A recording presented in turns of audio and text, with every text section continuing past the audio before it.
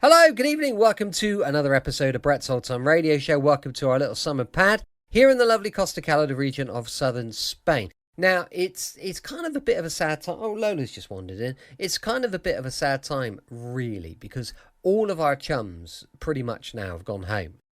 So we're left just with a few people, but all our little buddies have headed back to their homes and to far off destinations.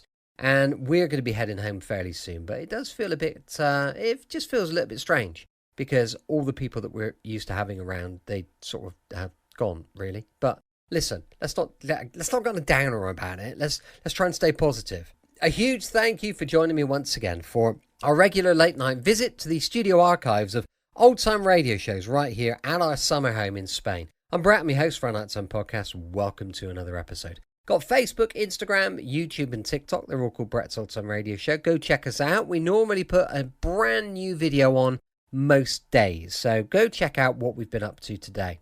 Time now for an adventure with Dangerous Assignment. This one first broadcast on the 6th of September 1950. It's called The Chromite Mine Disaster. Wheaties presents Dangerous Assignment.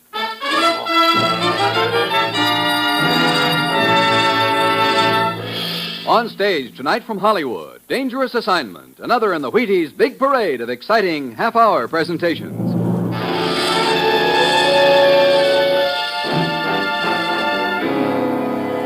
Dangerous Assignment, starring Brian Donlevy as Steve Mitchell.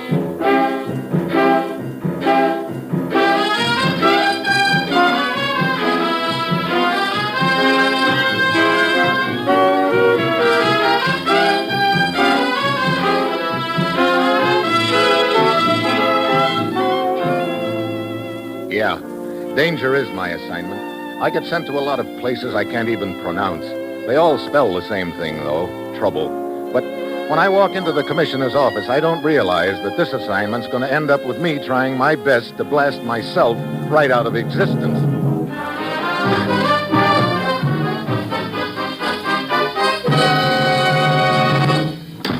Good morning, Commissioner. Good morning, Steve. Well, what kind of a deal are you sending me on this time, Commissioner? Steve, ever hear of chromite? Chromite? Sure, that's the mineral they use in manufacture steel, isn't it? Yes, and right now we need all the chromite we can get. Take a look at this map, Steve. See this small country in the Balkan area? Yep. There's a large chromite mine there near the small village of Dravna, up in the mountains near the border, right beside this pass into the next country. These two countries, incidentally, are pretty unfriendly right now. Oh, great. One of those deals, huh? Yes, but the point is, we've made an agreement with this small country permitting us to operate that mine. We get chromite, and our money helps put them back on their feet. Oh, sounds like a cozy little arrangement. It was, until things started happening recently. What kind of things? In the last week, 2 mine workers have been found hanging at the end of a chain. Oh, sounds like somebody doesn't want us to operate that mine, Commissioner. Steve, there's more to this story than I've told you, but I want you to hear it firsthand. Who from? A man named Getnick. He's the mine foreman, and he's waiting for you in the city of Larno. That's where your plane lands. Now get over there, Steve. Find out who's behind all this and then smash them. We've got to keep that mine operating. Well, that's it. You've got your assignment. Good luck.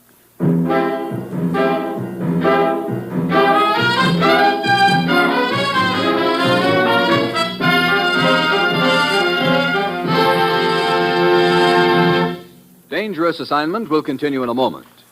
Now, here is the Wheaties man, Frank Martin. Making beds or making money, get your energy when you need it. First thing in the morning. You know you do most of your day's work before noon? Most people do.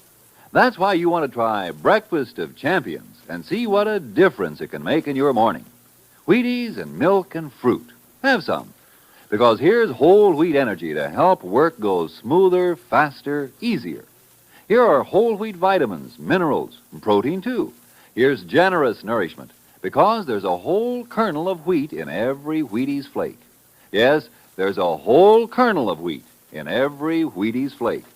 That's why Wheaties have so much for folks with things to do and places to go. That's how Wheaties can do so much for you. Tomorrow morning, get yours. See yourself how Wheaties at 7 can help at 11.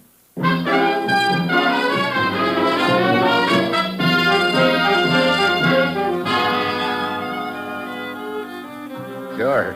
I've got my assignment. All I have to do is fly to a trouble spot in the Balkans, talk to a mine foreman named Getnick, and find out why a few assorted mine workers are winding up with chains around their necks. I get all the easy ones. Well, it's Tuesday when my plane lands at Larno, and I head for Getnick's house. Yes? Oh, are you Mrs. Getnick? Yes, what do you want? I'm Steve Mitchell from the United States. I'd like to talk to your husband. Why? Why, I understand he's the foreman of a Chromite mine up in the mountains near the village of Dravna. I'd like to talk to him about the things that have been happening up there lately, the men that they've found hanged by chains. I'm afraid my husband cannot tell you much about that, Mr. Mitchell. Why not? This morning he was found hanging from the end of a chain, dead. What? Oh, I'm sorry. You are sorry. That is nice. I am sorry. And Anton? He is dead. Mrs. Getnick. He did not believe in the curse of the castle. He found out too late. It is true. What do you mean, the curse of the castle? Above the mine, right on top of the mountain, stands a deserted castle. The legend is that one day, hundreds of years ago, the baron who lived there was found hanging from a chain. There's been a curse on those mountains ever since. I see. Look, Mrs. Getnick, that kind of a legend is something that superstitious mountain villagers like to scare each other with on winter nights. But you, living here in the city, surely you don't believe... I was born in those mountains, Mr. Mitchell. Those are my people. I tell you, that curse still lives. If it were not for Lubo, they would have all moved out of the village by now. Who's Lubo? A brave man, yes, and a good one. It is he alone who has been able to keep the other villagers from fleeing. Oh, thank you very much for your information, Mrs. Getnick. I think I'll go up to the village in the morning and see what I can find out from Lubo. I see. You're like the others, Mr. Mitchell. What others? Those who did not believe in the curse. Like my husband. So go ahead. Go to the village of Dravna. Laugh at the curse of the castle. And then one morning they will find you, too, dangling from the end of a chain.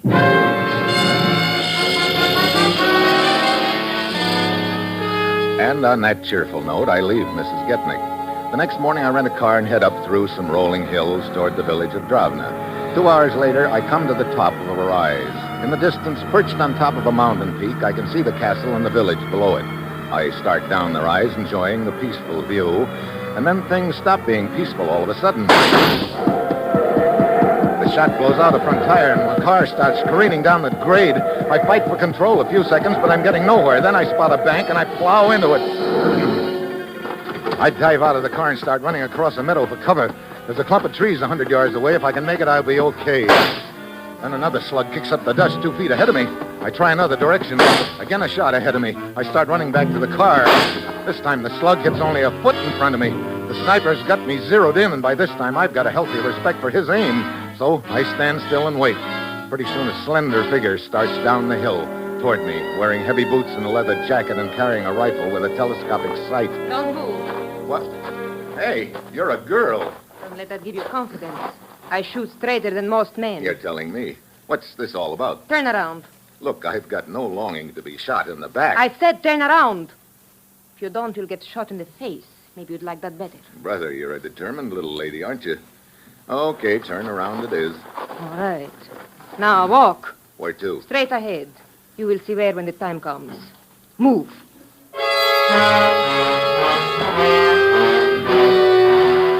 So I move. She marches me up the road toward the village, much to my surprise.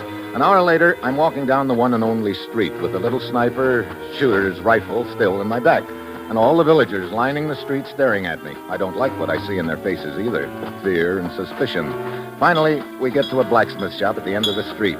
Inside, there's an old gent whacking away at a piece of metal, and sitting on a crate in a corner, there's another man, younger and very rugged-looking, and right now he's giving me a very cold stare. The old gent stops hammering as soon as he spots us. Oh, Magda, where have you been? I have been worried about you. I have been on watch in the hills, Grandpapa. And see what I have caught. Who is this man, Magda? Look, I don't know what this is all about, but... Silence. Let Magda speak. He is a stranger, and he was approaching the village. Oh, this is a crime? Brother, You folks are really short on hospitality, aren't you? Evil things have been happening here in our village, stranger. We want to know about everyone who comes here and why. So you send your granddaughter out to have a little target practice, huh? Magda went without my knowledge. My fiancée is devoted to the preservation of our village. Unfortunately, her zeal sometimes is greater than her sense. But, Lubo, you yourself told me that... Wait a minute. She called you Lubo? That is my name. Why? And you're the guy I came here to see. So? Who are you? Steve Mitchell. I do not recognize the name. Well, maybe you'll recognize these credentials of mine. You better take a look at them. Yes, indeed, I do recognize them. We owe you an apology for our rudeness. Lubo, I don't understand what... Mr. Mitchell is a representative of the United States, my dear. He is here to help us. I am sorry for the reception Magda gave you, Mitchell. With what has been happening here, our entire village is on edge. Well, no harm done. Only I'd hate to have your fiancée shooting at me if she really meant to hit me. I'll bet you're one guy who'll never step out of line. Please, Yes, I'm afraid I would not last long. But come, Mitchell. We will have a drink, and I will tell you all I can about our trouble.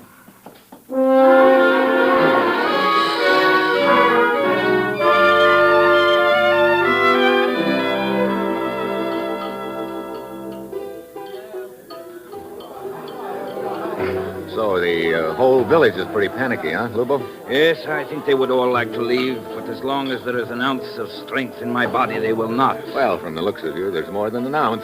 You're the one boy who's holding them together right now, I take it. Well, they seem to look at me as a sort of leader, perhaps because I am one of the few villagers who's been away to school. Look, what's your theory about what's happening? These guys getting hanged by chains. I've heard the curse of the castle, but... Mitchell, I think that someone is using that legend, that curse, for his own purposes. I see. Any idea who that might be? Well, our relations with the neighboring country just over the mountains are not what one would call friendly. We believe in freedom. They do not. I get it.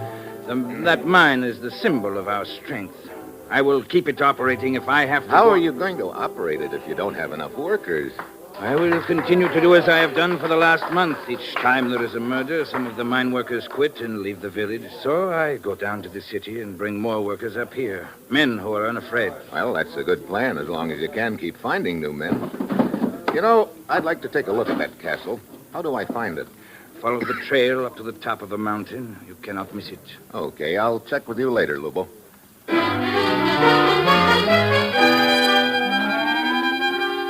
I head along the trail up the mountain to the castle. It perches there on the ridge just like a giant vulture overlooking the mountain pass between the two countries. I push open a creaky metal door and go inside. There are cobwebs all around the place, and a couple of bats make passes at my head. From the looks of the place, it isn't hard to see why the villagers think it's haunted. I start outside, then I freeze. There's a faint sound, like a clank of metal. The pleasant picture of me hanging at the end of a chain suddenly flashes through my mind. I try to shake it off. Then I hear the clank again, and this time I know it isn't my imagination. I whirl around, but just then something hard wraps around my throat. I try to get my hands up to it, but I can't. It keeps getting tighter. Everything's swimming in front of my eyes. I try for one more breath, but I don't make it. The floor comes up at me fast and hits me right in the face.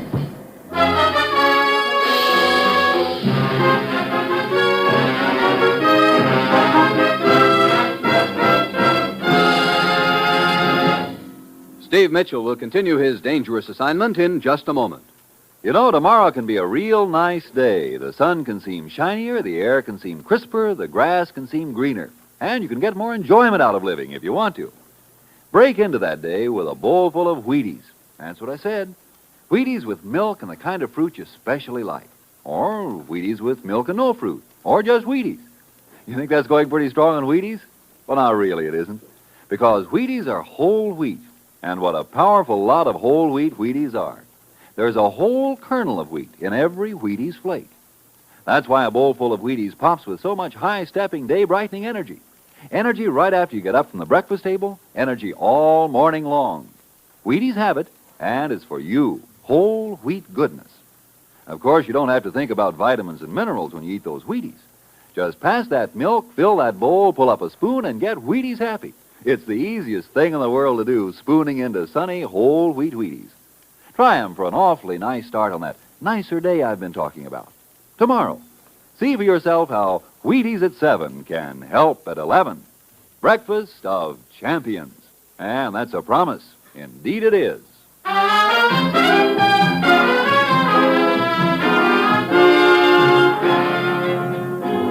Now back to Dangerous Assignment and Steve Mitchell. Dimitri, drag his body over here behind the wall. Very well. So. Oh, he is starting to recover. Here are some papers I found in his pocket. Let me see them. Steve Mitchell, United States agent. What? Dimitri! What? How could we have known in the dark? Oh, my throat. Mr. Mitchell. What? Who are you? Lieutenant Siska of the military. Military? Yes. My men and I are the border patrol here. Wait a minute. Are you the guys who choked me a few minutes ago? A regrettable incident for which I apologize. Oh, great. Not again. Again? You people really make a guy who's trying to help you feel right at home. I am indeed sorry, but you must understand that we are right on the border here. And with this situation as it is, we can take no chances. Everyone found in the vicinity of the pass is under suspicion. Well, instead of half strangling me, you might have fired a shot over my head or something. I'd have been very happy to cooperate. No, a shot fired on the border is not good. From such things as that, an incident can be manufactured. An incident which might be used as an excuse for an attack upon us. But, come. In order to show you hold no grudge against me, please, you must come back to the village and we drink together, huh? You know, that's a real quaint custom you've got in this country. First you half kill a man and then you buy him a drink. Well, I'm in favor of the second part of it anyway. Let's go.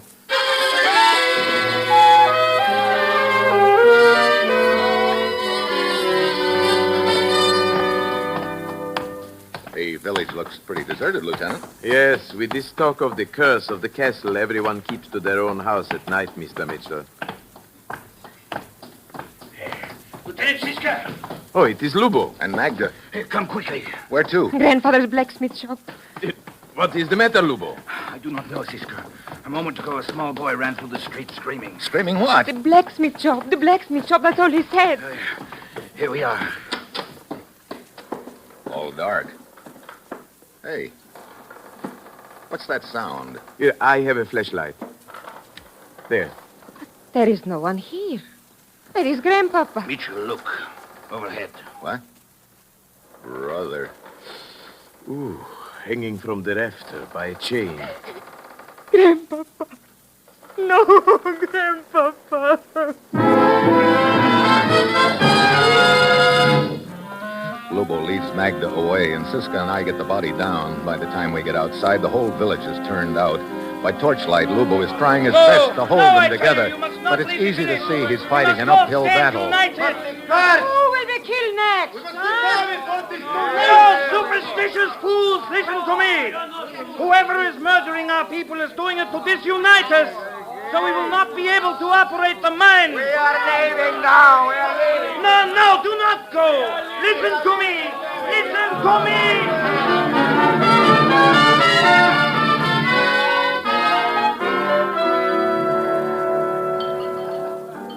Well, I suppose we are beaten, Mitchell. Most of the villagers took a powder, huh? Yeah, as you saw.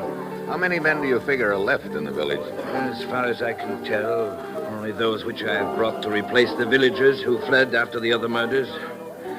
Well, in the morning I will go back down to the city and find more replacements.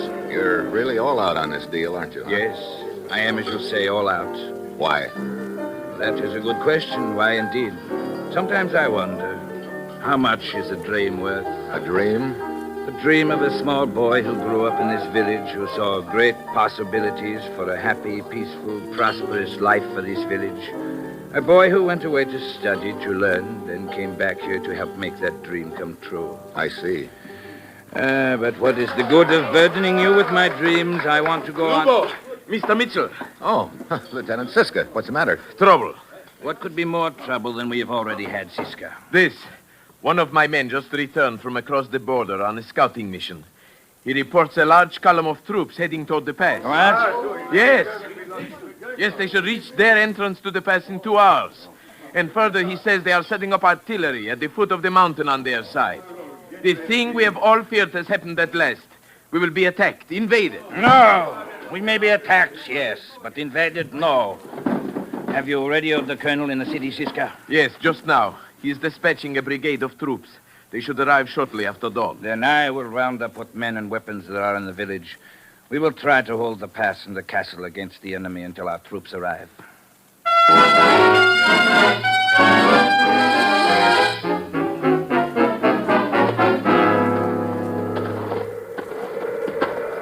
How much further to the pass, Siska? 100 feet ahead of us is a point from which we can look down into it. Brother, it really gets cold up here. Yes. What time is it, Mr. Mitchell? 4 a.m. Already it is starting to get light. The enemy troops will probably arrive at their side of the pass in another hour. Yeah. And your troops from the city won't be here for 2 more hours.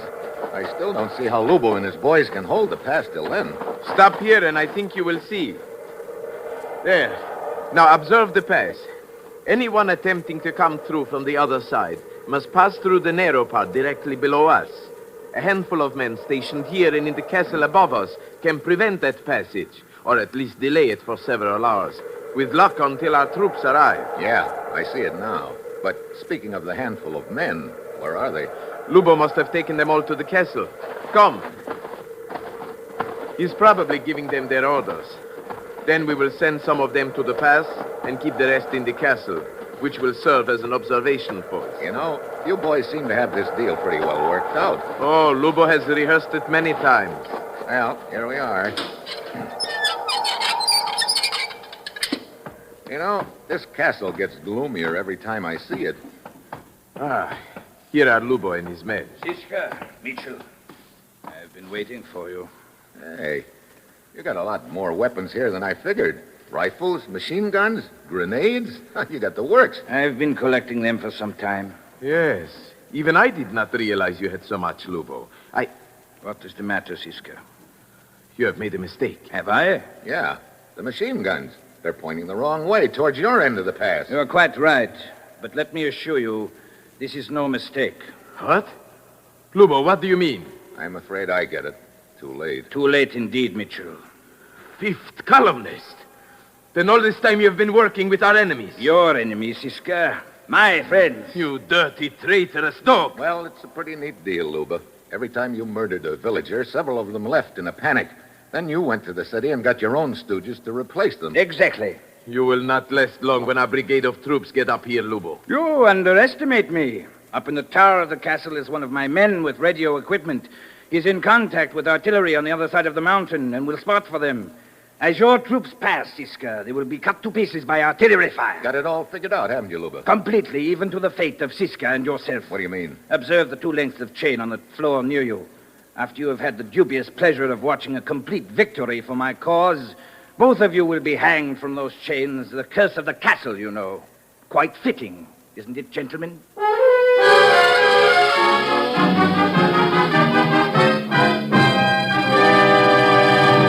You will hear the conclusion of Dangerous Assignment in just a moment. First, here is the Wheaties man, Frank Martin. If you're a mother or a father with a warm spot in your heart for pink-cheeked, happy-eyed youngsters, here's something you should know. Good food builds good health, and Wheaties are good food. Now, I don't know what you've been doing about the breakfast for the kiddies, but did you know there's a whole kernel of wheat in every Wheaties flake? With a sunny, wholehearted goodness of field-grown wheat in every flake? With a full strength of whole wheat vitamins, minerals, proteins in every flake? Well, it's true. Whole wheat in all its richness. That's what you furnish when you fill the cereal bowl with Wheaties. Don't slip up. See that they get Wheaties. Crisp, sunshiny, good. Pour on the milk, put on the fruit, and know the youngsters are getting all that whole wheat can give. Do that now. Wheaties. Breakfast of champions.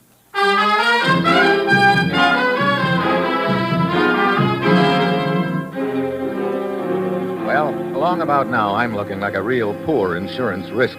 According to Lubo, as soon as his artillery finishes blasting Siska's troops out of existence, Siska and I are due for the wrong end of a chain. Luba and his boys are lined up at the windows waiting for the first sight of the brigade, leaving an armed guard stationed in front of the door, which leads up to the tower. And one look at that guard's face tells me he'd like nothing better than to give that itchy trigger finger of his a workout in our direction. Mr. Mitchell, what can we do? I'd sure like to get to that radio up in the tower. Yes, so we could warn our troops. But how can we do it?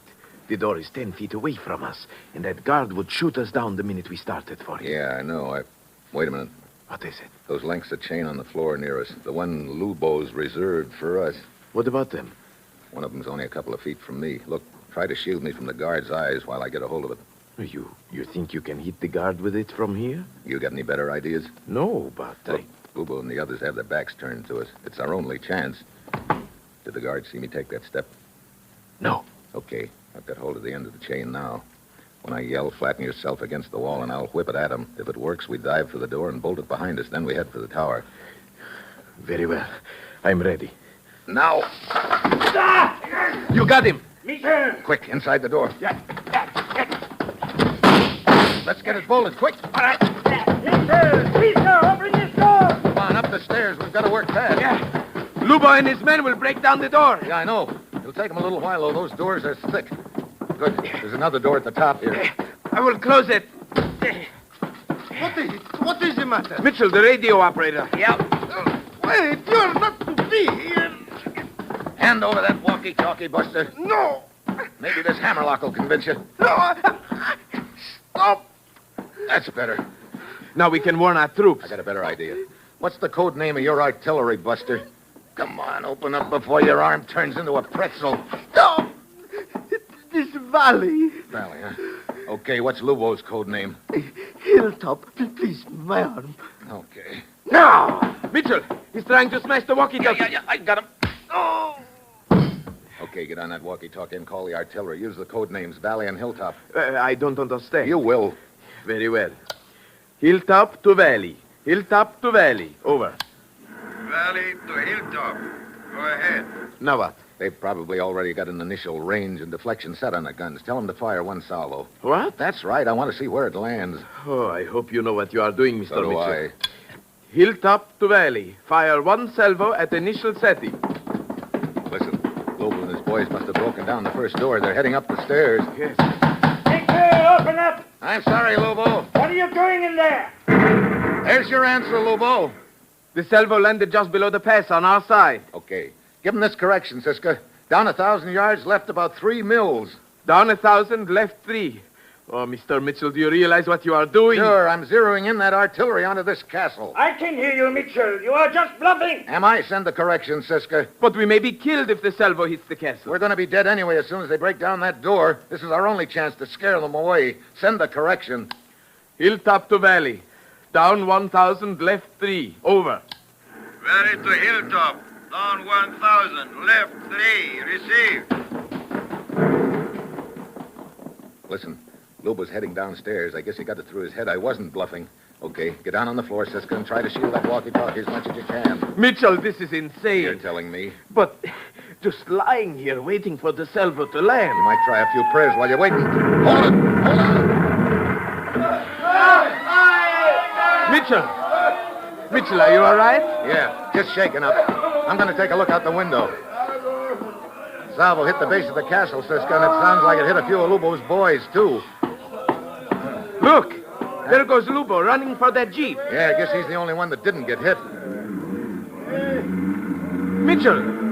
He's heading for the road which leads down the other side of the mountain. Yeah, and us without even a slingshot. He will get away. Hey, a rifle shot. Lubo is hit.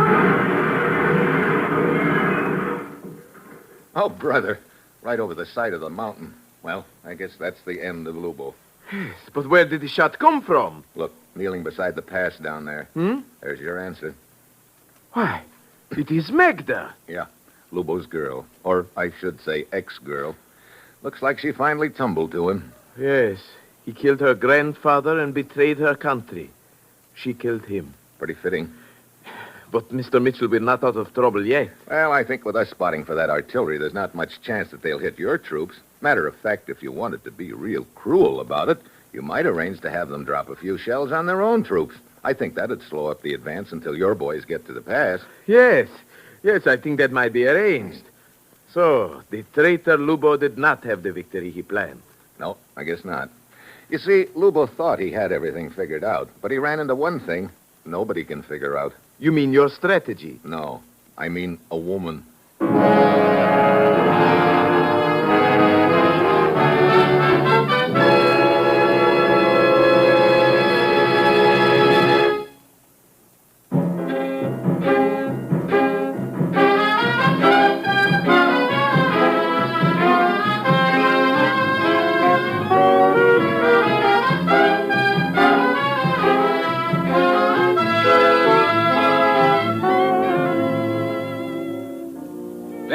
Assignment, starring Brian Donlevy as Steve Mitchell, is written by Bob Reif, with music composed by Basil Adlam and conducted by Ralph Hollenbeck, and is produced and directed by Bill Karn. Dangerous Assignment will again be heard Wednesday, September 20th at 9 p.m. Eastern Daylight Time.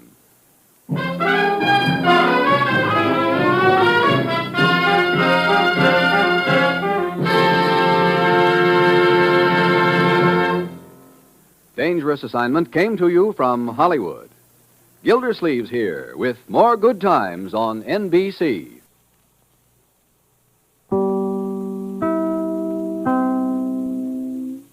Welcome back. Hope you enjoyed our latest adventure with Dangerous Assignment. And don't forget, we'll be back tomorrow with some Secrets of Scotland Yard, going live at 5 p.m. UK time. As I mentioned earlier, we've got a book for sale on Amazon. It's called Danger in the Spanish Sun. Please do check it out. Thanks for listening. I'll be with you 7 days a week, each and every week, and I'll see you tomorrow on Brett's Old Time Radio Show. Love you. Bye.